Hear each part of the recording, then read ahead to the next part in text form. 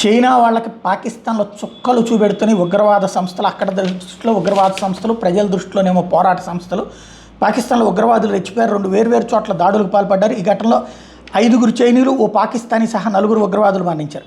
వాయువ్య పాకిస్తాన్లోని ఖైబర్ పఖ్తూన్వా ప్రావిన్స్లో మంగళవారం ఆత్మాహుతి దాడి జరిగింది. ఈ ఘటనలో పాకిస్తానీ డ్రైవర్తో పాటు 5 చైనీయులు మృతి చెందారు. చైనీయులు ప్రయాణిస్తున్న బస్సు మీదకు పేలుడు పదార్థాలతో నిండిన వాహనం దూసుకురావడంతో ఈ ప్రమాదం జరిగినట్టు పోలీసులు చెప్పారు. మృతులంతా చైనా పాకిస్తాన్ ఆర్థిక నడవలో భాగంగా, అంటే ఎకనామిక్ కారిడార్, ఆర్థిక నడవ అంటే ఇప్పుడు తెలుగులో ట్రాన్స్లేట్ చేయాల్సి వస్తుంది.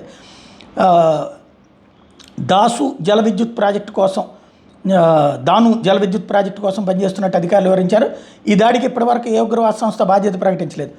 మరోవైపు పాకిస్తాన్లో 2వ అతిపెద్ద నౌకాదళ వైమానిక స్థావరం సిద్దిక్ మీద సోమవారం రాత్రి దాడి జరిగింది. బెలూచిస్తాన్ రాష్ట్రం బర్సులెంట్ జిల్లా టర్బట్లో గల ఈ స్థావరం మీద పలువురు తిరుగుబాటుదారులు తుపాకులు, బాంబులతో విరుచుకుపడ్డారు. వెంటనే అప్రమత్తమైన భద్రతా సిబ్బంది, పోలీసులు ఎదురుకాల్పులు జరిపారు. 4 తిరుగుబాటుదారులను హతమార్చారు. ఎయిర్ స్టేషన్కి ఎలాంటి నష్టం జరగలేదని వెల్లడించారు. ఈ స్థావరంలో చైనాకు చెందినటువంటి డ్రోన్లను పెద్ద ఎత్తున మోహరించినట్టు సమాచారం.